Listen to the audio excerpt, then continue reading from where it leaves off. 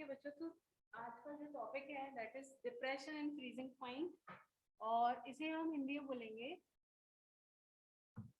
हिमांक का अवनमन।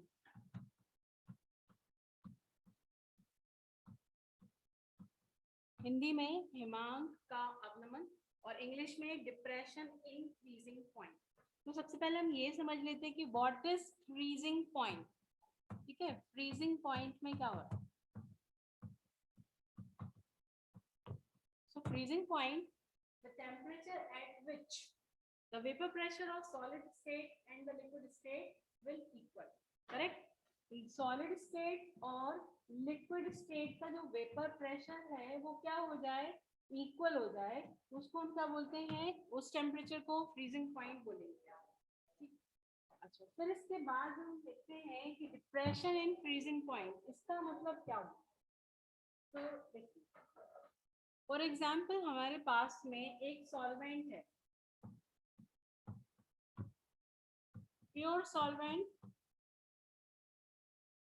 ठीक है, और एक नॉन वोलेटाइल सॉल्यूट है।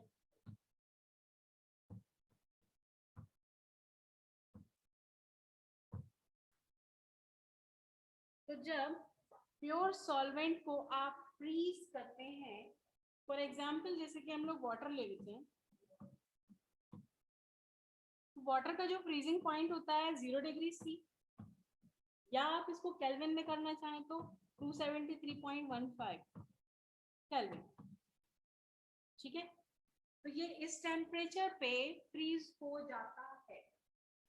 लेकिन अगर हम इसमें कोई भी non volatile solute, non volatile का मतलब है अवाष्पशील, अवाष्पशील विलेय अगर हम मिला दें, ठीक है, एक शुद्ध विलायक में अवाष्पशील मिला दें विलेय, तो क्या होगा, इसका जो फ्रीजिंग पॉइंट है वो 0 डिग्री से घटकर और माइनस की तरफ चला जाएगा। बात समझ में आ गई? ठीक है, तो इसके लिए हम एक ग्राफ बनाते हैं। ये हो गया अपना टेम्परेचर जो कि केल्विन में है, ये आपका है वेपर प्रेशर,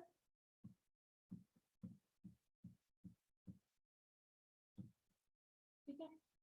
तो जैसे मान लीजिए आपका जो प्योर सॉल्वेंट है, प्योर सॉल्वेंट या आपका शुद्ध विलायक, इसका जो वेपर प्रेशर है यहाँ से स्टार्ट हुआ और धीरे धीरे आप क्या कर रहे हैं, इसको ठंडा कर रहे हैं, तो वेपर प्रेशर क्या हो रहा है, धीरे धीरे कम होता चला जाएगा, डाउन। ओके, तो मान लीजिए यहाँ पे हो गया, ठीक है,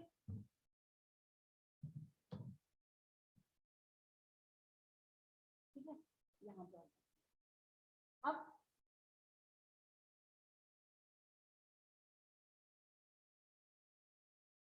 इसके बाद हमें मालूम है कि अगर हम इसमें कोई अवाष्पशील विलेय मिला दें, एक शुद्ध विलायक में या प्योर सॉल्वेंट में एक नॉन वोलेटाइल सॉल्यूट या अवाष्पशील विलेय मिला देते हैं, तो इसका वेपर प्रेशर और भी ज्यादा कम हो जाएगा।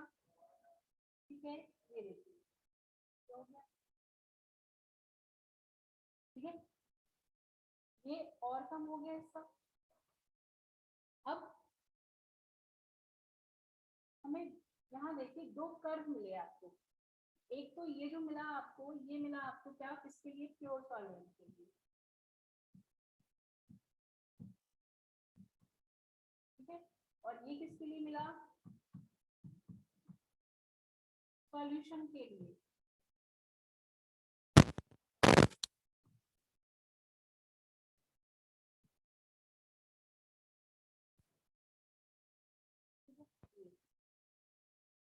यहाँ पे क्या होता है, ये जो सॉल्वेंट है ये फ्रीज हो जाता है, तो ये फ्रीज हो गया है सॉल्वेंट प्योर स्टेट।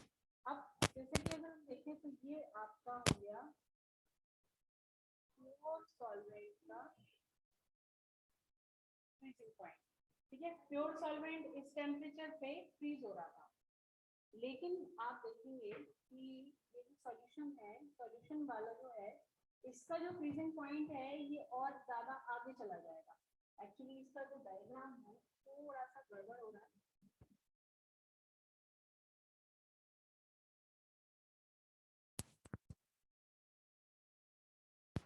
ओके, तो हमने इसको पॉइंट दे दिए लाइक ए डी, तो यदि हमने ये वाला पॉइंट हो गया आपका डी और ई। एक बात समझना, देखो ये वाला जो कर्व है ये हमें क्या दिखा रहा है, ये हमें दिखा रहा है कि जो प्योर सॉल्वेंट है ये हो गया उसके बाद बी से जो ए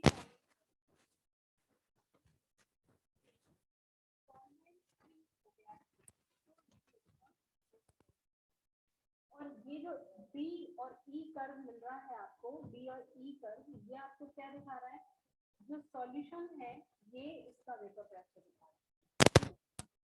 यहाँ पे थोड़ा सा डिफरेंस और रखते हैं ताकि आपको ज्यादा क्लियर हो, तो हम लोग ऐसा कर देते हैं, yes.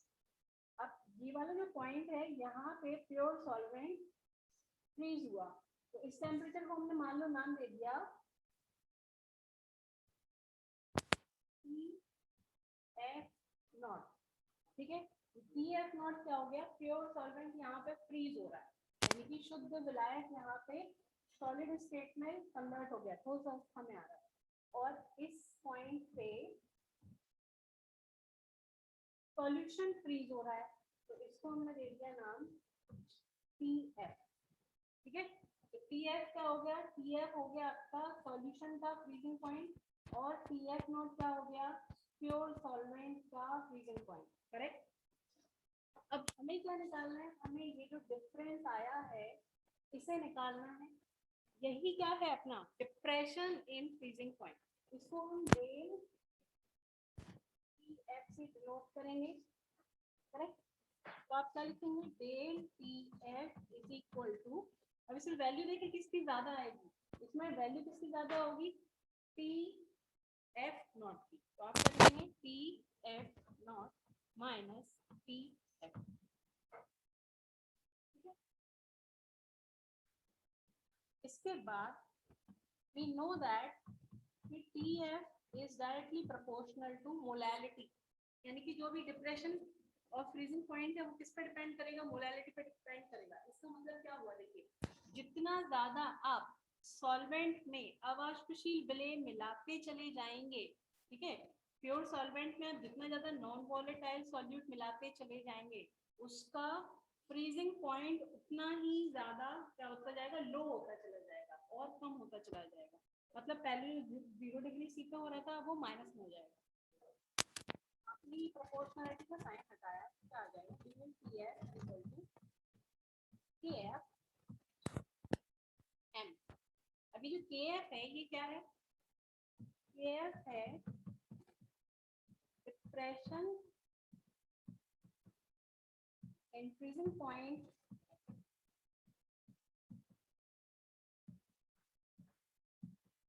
Molar constant.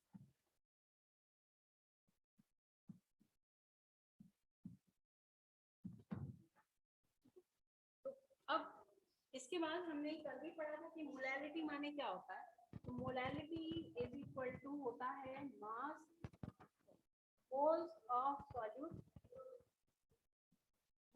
Solute upon mass of solvent.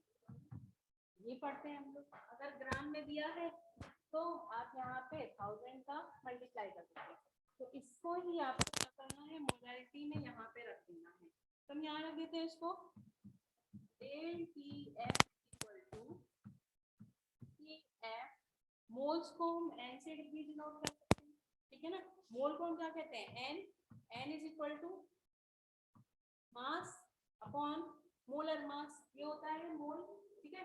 अब हमें क्या लेना है, मान लो हमने कहा कि हमारे पास में जो सॉल्वेंट था, सॉल्वेंट को हम डिनोट कर देते हैं A से, ठीक है। अपने पास जो सॉल्वेंट है वो A हो गया और जो नॉन वोलेटाइल सॉल्यूट है वो B हो गया। तो अब देखिए क्या है फॉर्मूला, मोल्स ऑफ सॉल्यूट, तो हमने B से डिनोट किया, तो मोल निकालने हैं, तो अब क्या हो जाएगा B, यहाँ पे भी B हो जाएगा, तो क्या लिखेंगे यहाँ पे WB अपॉन MB, करेक्ट। और क्या बचा, मास of solvent, mass of solvent, solvent क्या है, A है, WA।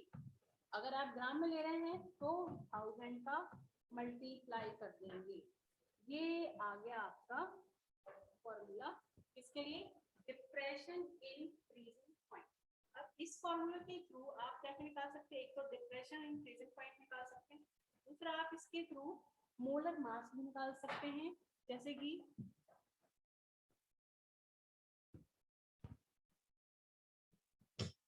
देखिए फॉर्मूला क्या हो जाएगा, M B is equal to, इसको आप यहाँ ले जाइए, यहाँ पे इसको ले जाइए, ठीक है। तो M B is equal to क्या आ जाएगा, W B into 1000 upon del C F into W A, ठीक है। वेयर एम बी क्या है, एम बी क्या है, ये है आपका मोलर मास ऑफ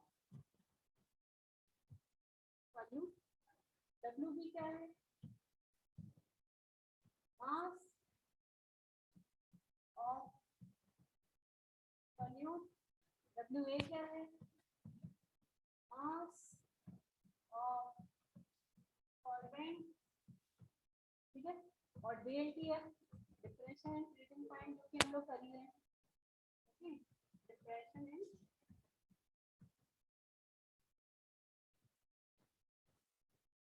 एक सेकंड, के एफ हम लोग भूल गए यहाँ पे, के एफ, यहाँ पे के एफ भी आएगा, डिप्रेशन एंड फ्रीजिंग पॉइंट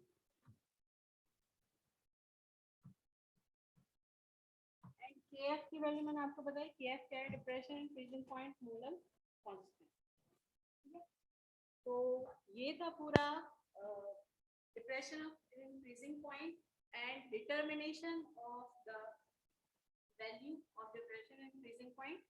इसके बाद इसके न्यूमेरिकल्स हम लोग कल की क्लास में इसको करेंगे, ठीक है। तो आज आपको ये फॉर्मूले को अच्छे से रिवाइज